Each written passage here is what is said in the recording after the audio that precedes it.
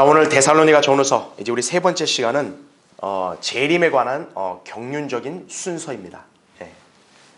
우리가 데살로니가 전후서를 공부할 때 늘 기억해야 되는 것은 이 책은 매 장마다 재림을 강조하고 있다. 제가 말씀드렸죠, 그렇죠? 예. 자, 그래서 이제 우리는 예수 그리스도의 재림과 특별히 이제 관련해서 이제 데살로니가 후서에서는 우리에게 어떤 진리가 계시가 되었는가 한번 공부해 볼 텐데요. 특히나 이제 왜 전서가 있고 후서가 있느냐, 여러분 먼저 그 배경을 이해하시는 게 중요합니다. 예. 바울이 데살로니가 교회에게 먼저 전서를 서신으로 보내고 그 뒤 얼마 뒤에 이제 후서를 보낸 거예요. 예. 자, 왜 바울이 다시 한번 시간이 흘러서 데살로니가 성도들에게 또 편지를 썼느냐, 그 이유를 이제 우리가 2장에서 이제 우리가 발견할 수 있습니다. 자, 그래서 오늘 먼저 교환을 보시면, 자, 그리스도의 날에 대한 경륜적인 순서입니다. 그러니까 당시 데살로니가 성도들은 이 경륜적인 순서에 대해서 좀 오해를 한 거예요.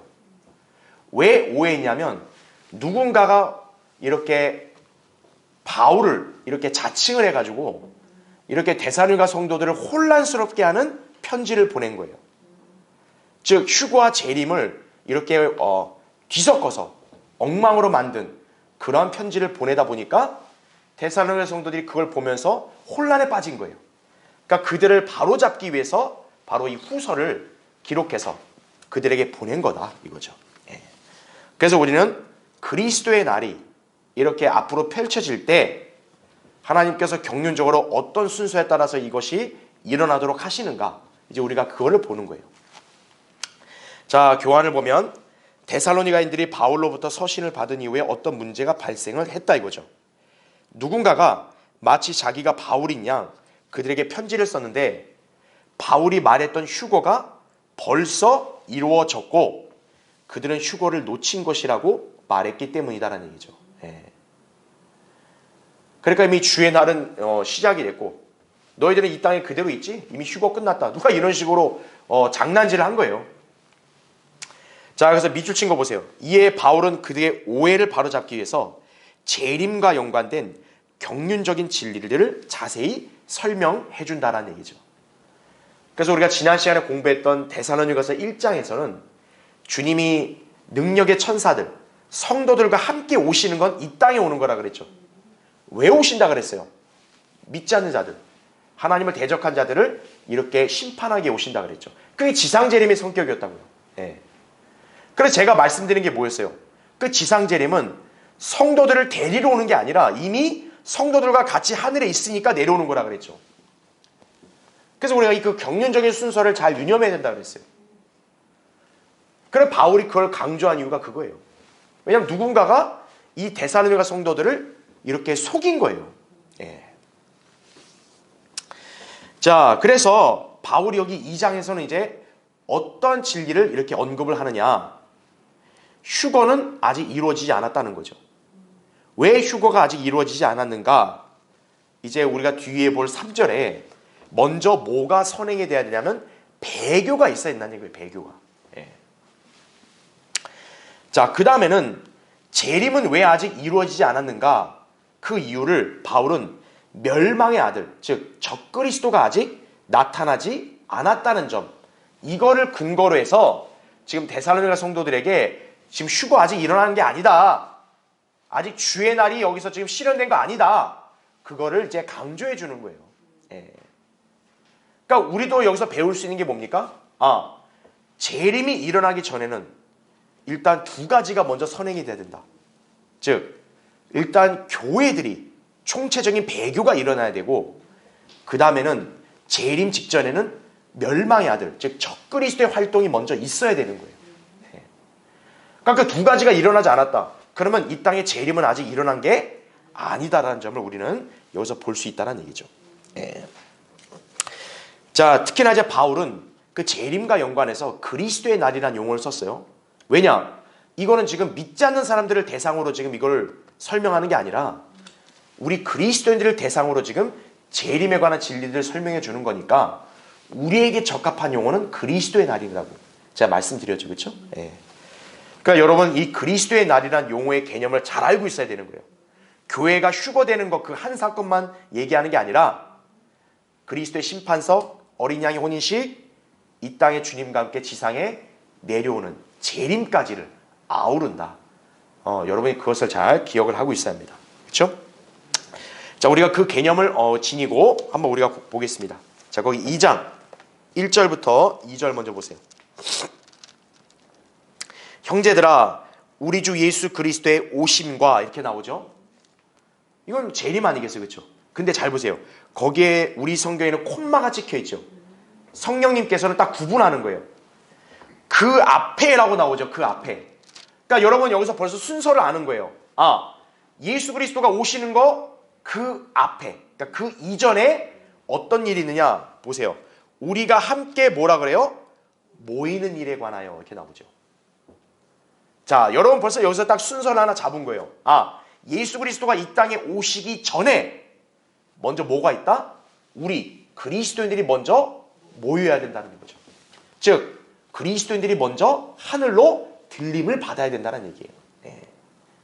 그러니까 성령님은 우리에게 경륜적인 순서를 벌써 이 한 구절로 알려주는 거예요. 예수 그리스도의 오심과 콤마를 찍고 딱 구분을 짓는 거예요. 그 앞에 먼저 우리 성도들이 휴거돼서 모이는 일, 이거를 얘기하고 있는 거죠. 그래서 이제 바울이 이제 너에게 간구하노니 2절 보세요. 영어로나 말로나 또는 우리에게서 받았다고 하는 편지로나, 바로 이거예요. 그러니까 누군가가 편지를 막 바울을 이렇게 참칭해가지고 이렇게 보낸 거예요. 그리스도의 날이 가까웠다고 마음이 쉽게 흔들리거나 두려워해서는 안 될 것이라 이렇게 나오죠. 예. 그러니까 그 편지를 받은 사람들은 뭐야? 휴가 벌써 이루어지고 벌써 재림이 벌써 지금 가까이 왔다는 거야? 이거 어떻게 우리 어떻게? 이렇게 혼란에 빠지고 불안감에 사로잡힌 거죠. 바울이 안심시키는 거죠. 예. 흔들리지 마라 이거죠. 예. 자, 그래서 우리 괄호 1번을 보십시오. 예. 교환 나눠드린 거. 자, 아까 제가 1절에서 언급한 대로 우리 주 예수 그리스도의 오심은 명백히 뭐를 언급한다고요? 재림이다 이거죠. 예. 자, 우리가 그걸 알 수 있는 게 뭐냐면 앞서 1장 7절에서 주 예수께서 그의 능력의 천사들과 함께 하늘로부터 어떻게 한다 그랬어요? 나타나실 때라고 얘기했죠. 앞선 1장에서는 그걸 설명했고 여기 2장 1절에서는 우리 주 예수 그리스도의 오심 이렇게 언급했죠. 두 개가 연결되는 거예요. 그렇죠? 그러나 성령께서는 중요한 단어, 그 앞에란 단어를 쓰셨죠. 즉 뭐냐? 재림 앞에, 그러니까 재림 이전에 그리스도인들이 함께 모이는 일이 있을 것을 언급하셨다는 얘기죠. 그러니까 신약의 순서를 보면 재림이 먼저 있는 게 아니라 휴거가 먼저 있는 것이죠. 자, 이게 바로 전천년주의 체계라는 거예요. 근데 오늘날 대다수의 교회들은 어떤 거예요? 이 전천년주의 체계를 인정하진 않는 거죠. 그러니까 어떤 소리가 나오는 거예요? 아, 교회가 환난을 통과한 다음에 재림이 있을 거다. 이런 헛소리 하고 있는 거예요. 심지어 어떤 교회들은 환난 중간에 신실한 사람들은 먼저 올라간다. 이런 헛소리 하고 있는 거죠.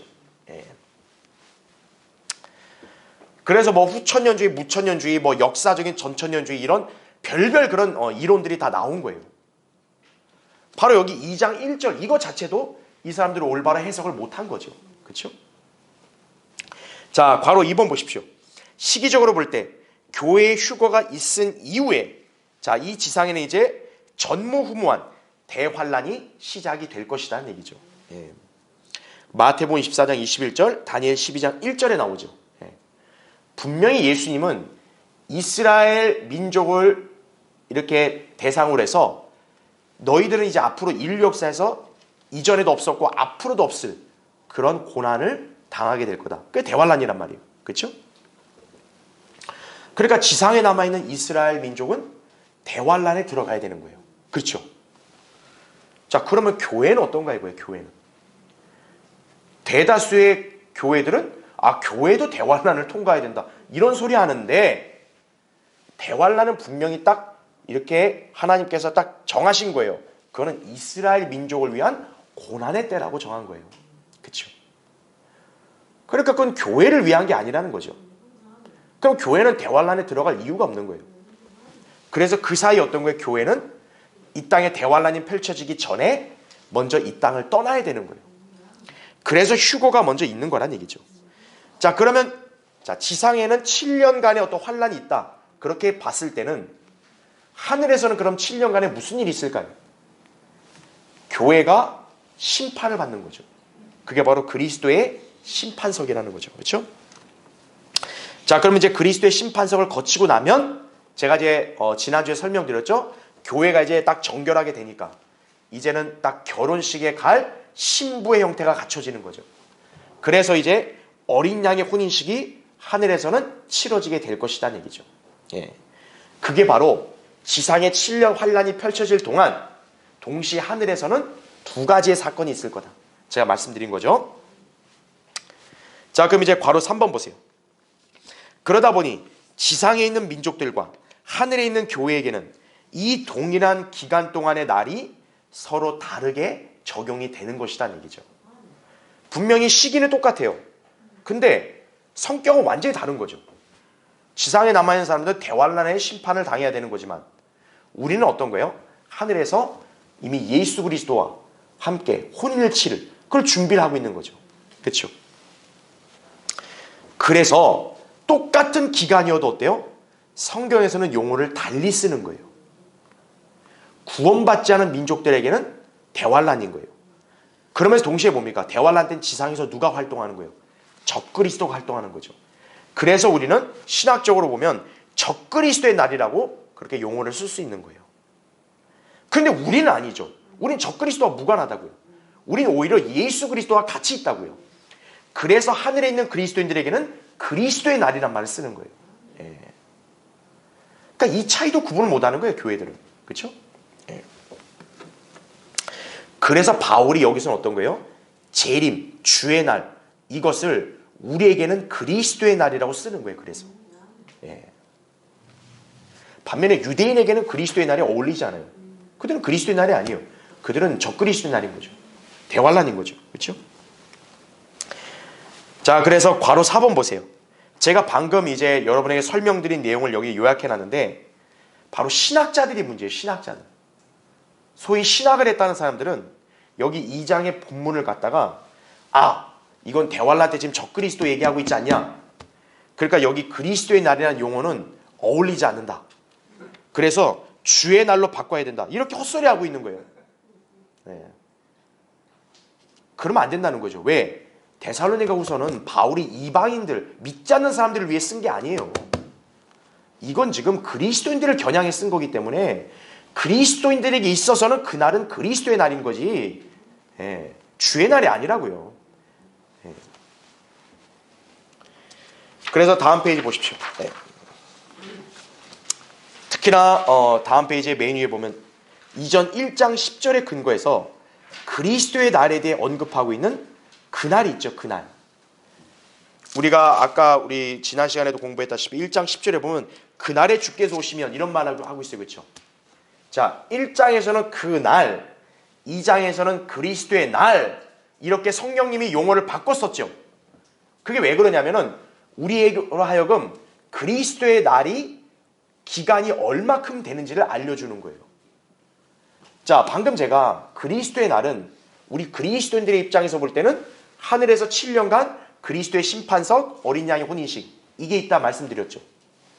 그러면 그걸로 끝이 아니라는 거예요. 지난 시간에 봤던 1장에서는 그날이 뭐예요? 주님이 성도들과 함께 오신다 그랬잖아요. 2장에서는 그리스도의 날을 얘기하죠. 즉 그리스도의 날이라 했을 때는 우리가 휴거되는 것뿐만 아니라 하늘에서 있을 심판석, 혼인식뿐만 아니라 우리는 어때요? 주님과 함께 지상으로 어떻게 해요? 내려오죠. 지상재림이죠. 바로 지상재림까지를 포함하고 있다. 그렇게 여러분이 이해하시면 되는 거예요. 예. 그렇기 때문에 우리가 여기서 그리스도의 날이라는 용어를 썼을 때 이거는 그냥 휴거만 얘기하지 않습니까? 이렇게 하면 여러분 잘못 생각하신 거예요. 그리스도의 날은 휴거만 가리키는 게 아닙니다. 예. 휴거에서 7년간에 있는 사건부터 시작해서 어때요? 주님과 함께 이 지상에 재림하는, 내려오는 것까지를 포함한다. 그렇게 이해하셔야 되는 거예요. 예. 그래야 여러분이 지금 이제 우리가 볼 3절, 이 3절의 말씀을 오해하지 않게 되는 거예요. 자, 이제 우리 2번, 이제 우리 3절을 보겠습니다. 아무도 어떤 모양으로든지 너희를 미혹하지 못하게 하라. 잘 보세요. 이는 먼저 뭐가 있대요? 배교하는 일이 이르지 않고, 그 다음에 잘 보세요. 콤마를 찍었죠. 항상 여러분이 성경을 볼 때 이 쉼표를 그냥 지나치면 안 돼요. 성경에는 쉼표 하나도 의미 없이 찍힌 게 아니에요. 성령님께서는 어떤 예언적인 중요한 진리를 암시하실 때도 쉼표를 활용하시는 거예요. 자, 쉼표 찍은 다음에 또 뭐라 그래요? 그 죄의 사람이 곧 멸망의 아들이 나타나지 않고서는, 자, 뭐가 오지 아니함이라? 그날이 오지 아니함이라 이렇게 말씀하죠. 잘 보세요. 여러분, 방금 앞에 2절에는 그리스도의 날을 얘기했어요. 그렇죠? 근데 3절에는 그날이라고 얘기하죠. 그렇죠? 네. 그러니까 여기 그날이 뭐냐 이거예요. 그날이. 제가 아까 1장 10절에도 그날을 얘기했죠. 그러니까 1장 10절의 그날과 2장 3절의 그날은 똑같은 용어예요. 그렇죠? 근데 아까 1장 10절에서 그날은 주님이 성도들과 함께 지상에 내려오는 걸 가리킨다 그랬죠. 지상재림이죠. 그게 여기 2장 3절에도 지상재림을 가리키는 그날이라는 용어를 여기 썼죠. 그러니까 여러분은 2장 3절을 이해할 때는 어떻게 해야 돼요? 예수 그리스도가 지상재림하기 이전에 있을 일, 이렇게 여러분이 이해해야 된다는 얘기예요. 다시 말하면 예수님이 지상에 오시기 전에 이 땅에는 두 가지 일이 있을 거라는 얘기죠. 먼저 배교, 그렇죠? 그 다음 뭡니까? 멸망의 아들, 적그리스도가 나타나는 일이다라는 얘기예요. 예.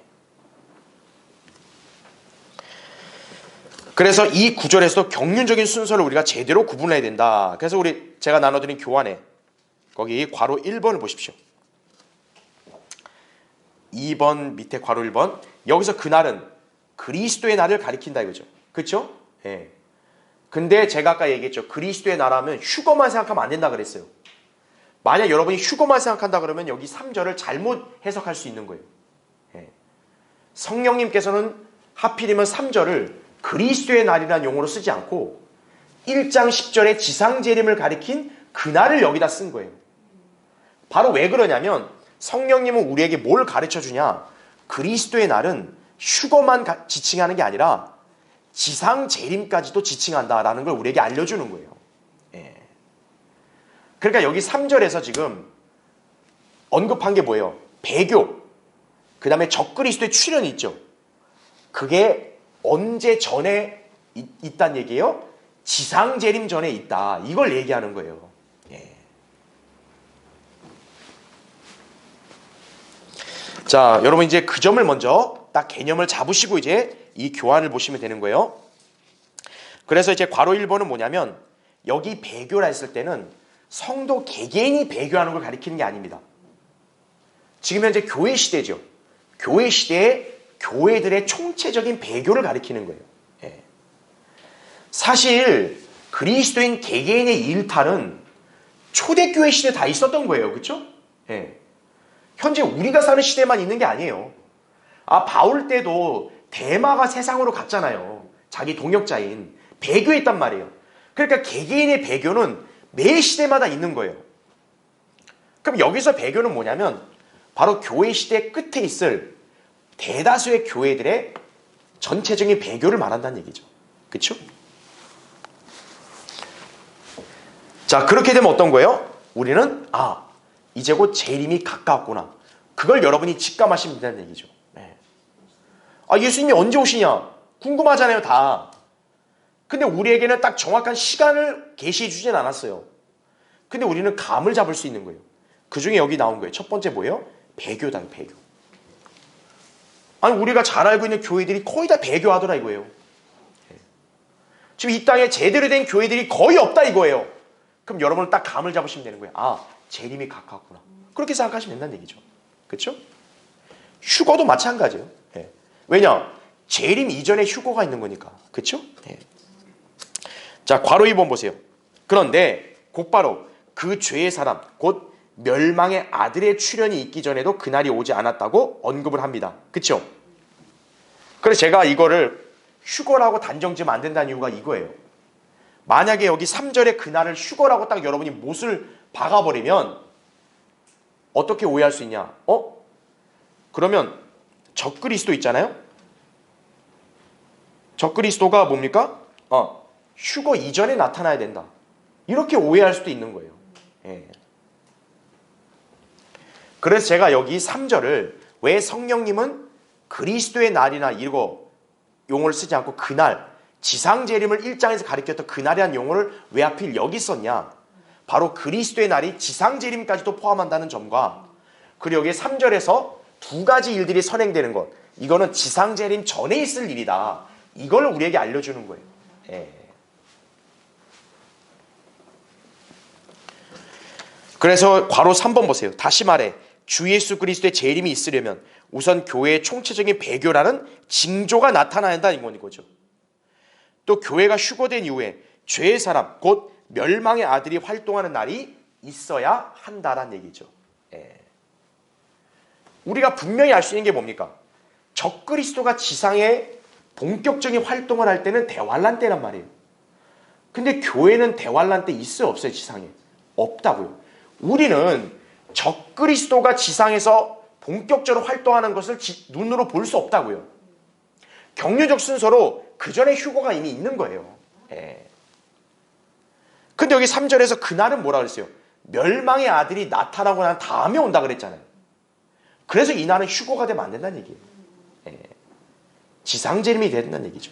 그래서 이제 제가 방금 여러분이 설명드린 것은 이제 여기 3절의 그날은 그리스도의 날 중에서도 지상재림을 가리킨다.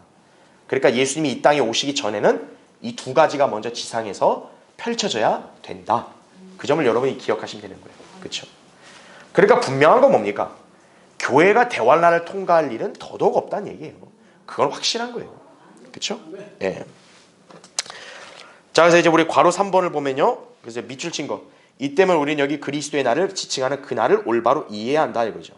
휴거부터 재림까지를 포괄하는 기간으로 해석해야 하는 것이다라는 얘기죠. 예. 그러니까 휴거가 왜 중요하냐면은 교회들 배교는 교회가 휴거된 다음에 배교는 말이 안 되잖아요. 예. 교회가 휴거되기 직전에 배교가 있는 거잖아요. 그렇죠? 예. 그래서 성령님은 참 놀랍게도 여기 3절에서 그리스도의 날을 그날 딱 재림까지 아우르는 기간으로 딱 쓴 이유가 바로 이 두 가지의 사건이 휴거, 재림 바로 그 사이에서 다 일어날 일들이기 때문에 그렇다는 얘기예요. 예. 자, 일단 밑에 괄호 4번 보십시오. 한편 자 3절에 죄의 사람이라는 표현이 나오죠. 자, 여기서 참 놀랍게도 성령님께서는 그 콤마를 찍으셨어요. 먼저 배교하는 일이 이르지 않고 하고 콤마를 찍었죠. 왜 그랬을까요? 이걸 또 구분을 하시는 거예요. 구분을. 그렇죠. 왜냐하면 죄의 사람, 이 멸망의 아들은 이제 대환란 때 나타나지만 대환란 때만이 아니라 사실 초림 때도 나타났기 때문에 그런 거예요. 그렇죠. 초림 때의 죄의 사람은 누구예요? 유다 이스카리옷이었죠. 그 유다 이스카리옷이 적그리스도란 말이에요. 그렇죠. 예. 그래서 먼저 배교하는 일이 이르지 않고 그러면 성령님이 딱 쉼표를 찍었죠. 왜냐? 우리로 하여금 경륜적으로 그걸 명확하게 구분하라는 얘기예요. 예. 그래서 어떤 거예요? 배교는 교회 시대잖아요. 그렇죠? 예. 근데 죄의 사람 멸망의 아들이 나타나는 것은 이거는 대환란도 되고 또 뭡니까? 초림 때도 해당이 되는 거죠. 그렇죠. 예. 그러니까 그거를 딱 구분해서 나눠야 되는 거예요. 그러니까 성령님은 어떤 거예요? 배교와 적그리스도의 그런 활동을 일부러 안 묶으신 거예요. 왜냐하면 만약 초림 때 유다 이스카리옷이 적그리스도가 아니라면 묶어도 상관없어요. 왜? 교회 시대 다음에 대환란이니까. 근데 문제가 뭐냐면 초림 때 죄의 사람 유다 이스카리옷이 교회 시대 이전에 먼저 나타났단 말이에요. 그러니까 성령님은 일부러 콤마를 찍어서 그걸 의도적으로 구분하신 거예요. 예. 바로 왜 그러냐면 만약에 사도행전 7장에서 유대인들이 예수님을 메시아로 영접했다면 어떤 거예요? 주의 날은 그 즉시로 이루어졌기 때문에 어떻게 보면 우리는 이 땅에 태어나기 전일 수도 있다고요. 그렇죠. 예. 그래서 어떤 거예요? 죄의 사람 적그리스도의 활동과 교회의 배교를 성령님은 의도적으로 구분하신 거예요. 왜냐? 적그리스도는 교회 휴거 뒤에 대환란 때만 나타나는 게 아니라 초림 때 이미 한번 나타난 적이 있었기 때문에 그날에 사실 주의 날도 주의 날이 펼쳐질 수가 있었기 때문에 그래서 여기 의도적으로 쉼표를 딱 성령이 표기해서 우리로 하여금 그거를 딱 구분하라 이렇게 알려주신 거예요. 자, 그렇게 본다면 어떻게 된 거예요? 이 3절은 경륜적으로도 어떻게 보면 거꾸로 이렇게 표현한 걸 수도 있는 거죠. 왜냐?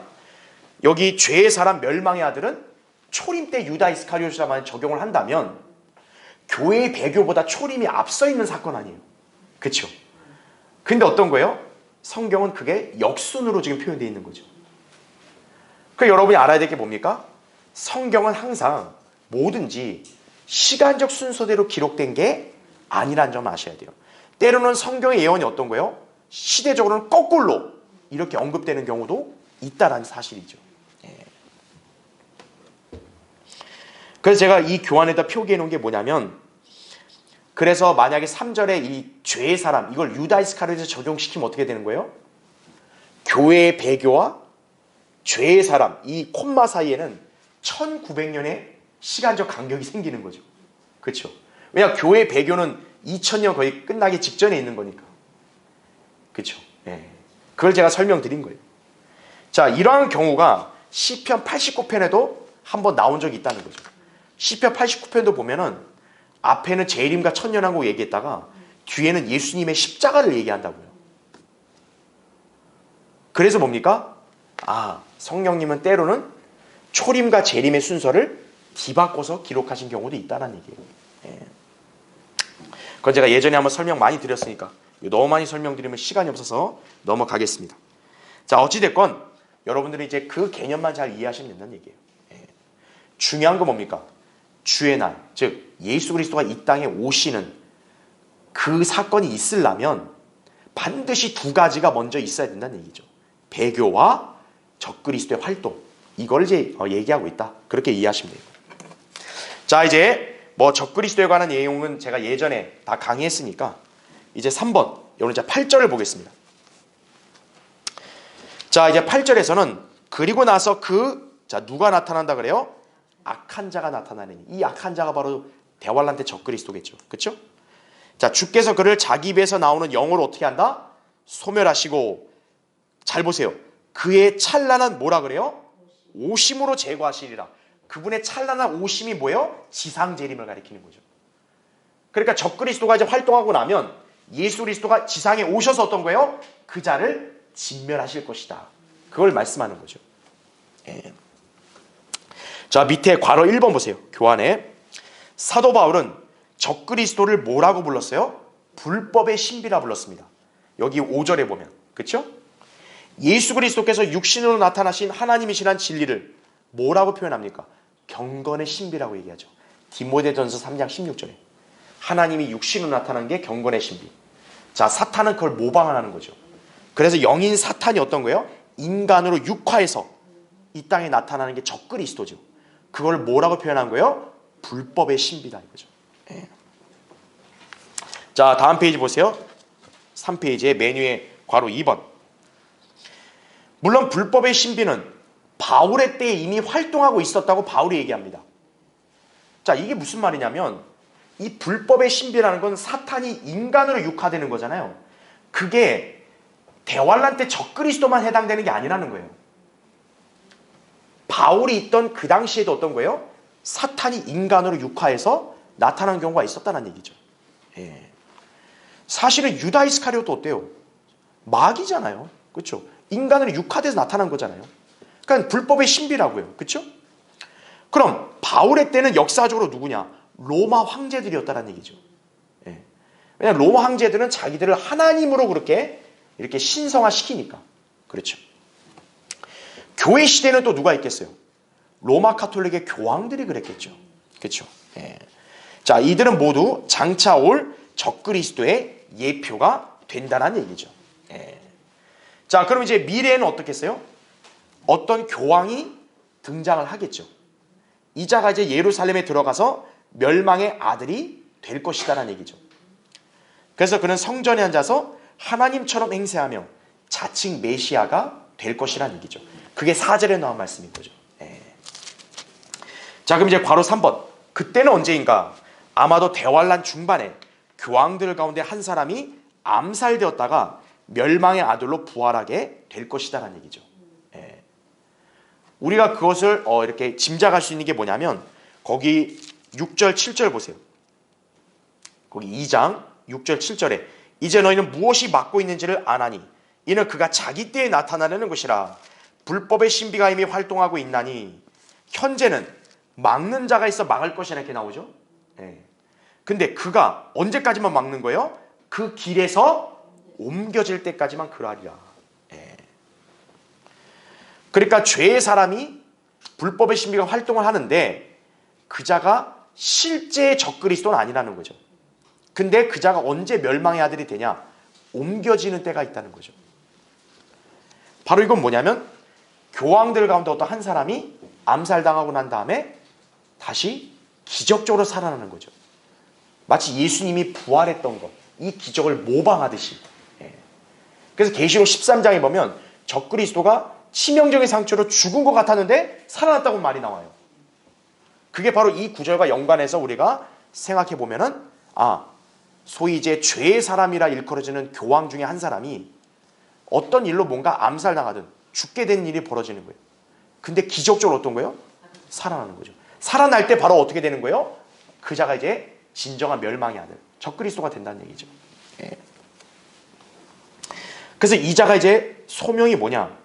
유대인들을 대대적으로 말살시키는 그런 일을 벌일 거란 얘기죠. 그게 다니엘 11장 32절부터 35절에 나온 말씀인 거죠. 자, 괄호 4번. 그러나 제가 밑줄을 쳐놨죠. 예수 그리스도께서 지상으로 내려오시는 그날에 바로 적그리스도를 어떻게 해요? 죽이실 거란 얘기죠. 이때 그분의 입에서 나오는 칼로 그의 군대를 섬멸하실 것이다라는 얘기죠. 예. 그래서 거기 계시록 19장 15절에 나온 말씀이 이거죠.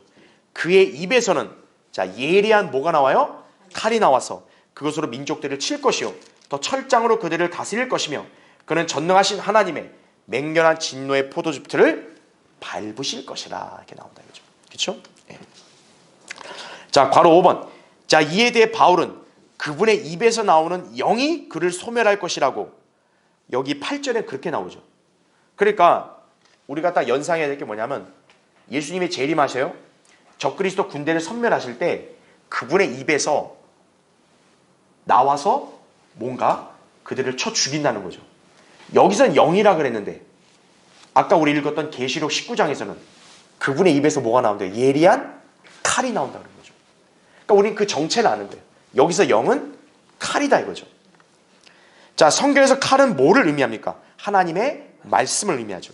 히브리서 4장 12절에 나온 대로. 그렇죠? 그러니까 하나님 말씀 자체가 영이잖아요. 그러니까 여기서 영이라 표현한 거예요. 자, 주님께서 왕의 대로를 따라 시내와 에돔과 파라를 따라서 돌격해 내려오실 때 그리스도의 입에서는 칼이 나올 것이라는 얘기죠. 그러니까 주님이 군대를 대동하면서 딱 이렇게 왕의 대로 따라 움직일 때마다 거기에 있는 이방 민족들 칼로 다 진멸되는 거죠. 그러니까 잔악한 살육행위가 이제 벌어지게 되는 거죠.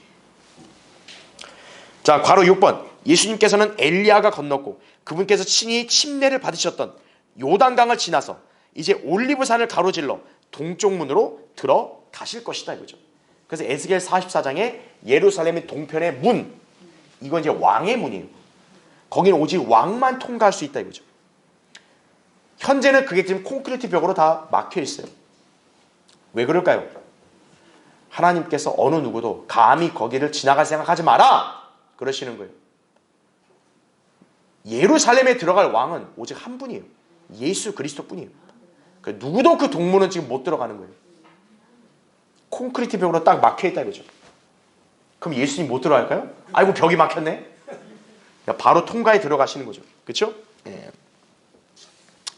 자, 공교롭게도 그 문은 예수 그리스도께서 겟세마네로 가시기 위해 통과하셨던 곳이기도 하다라는 얘기죠. 우리 나중에 보겠지만 이제 예수님이 이제 십자가의 죽음을 앞두고 넘겨주시기 전에 겟세마네 동산 가죠. 그때 이 문을 통과해서 겟세마네 동산 가신 거예요. 초리는 뭡니까? 그 문으로 나가셨죠. 재리는 뭡니까? 그 문으로 다시 들어오시는 거예요. 자, 괄호 7번. 이런 과정들 속에서 주님께서는 수만 마리가 넘는 말들의 발굽으로 모슬렘 묘지에 장사된 모슬렘들의 시신을 밟게 하실 것이다 이거죠. 왜냐하면 지금 거기 그 동편 쪽에 있는 그 길은 그 모슬렘 사원이 있고 거기 이제 모슬렘들의 묘지들이 공동묘지가 있거든요. 그러니까 사람이 지나갈 수 없게 돼 있어요. 그러니까 예수 그리스도가 재림하시면 어떤 거예요? 그다 짓밟고 그냥 지나가시는 거죠. 자, 이 칼은 불을 내뿜는 칼이다 이거죠. 예수 그리스도께서 오실 때 이 칼 아래 있는 것은 무엇이나 산산조각이 나고 가루가 될 것이다라는 얘기죠. 자, 그에 관련된 증거 구절들을 제가 여기다 다 기재해놨는데 사실 우리 예전에 소선지서 공부할 때, 선지서 공부할 때 다 살펴봤던 내용들이에요. 그러니까 여러분 이 교환을 그냥 참조하시면 됩니다. 다음 페이지 넘겨보세요. 그래서 말라키 2장이나 말라키 4장에 딱 나온 구절들을 보면 이 주의 군대가 막 지나갈 때 막 불이 지나간다 그러잖아요. 불이. 그렇죠? 그리고 4장에는 그들이 화덕까지 탄다 그러죠. 그러니까 예수 그리스도가 지상재림, 아마겟돈 전쟁 치를 때는 그분 앞에서 불이 나가는 거예요. 그러니까 적그리스도 군대는 다 불살라지는 거예요. 그걸 얘기한 거란 얘기죠. 그렇죠? 그래서 에스겔 거기 20장도 보면 불이 꺼지지 않는다.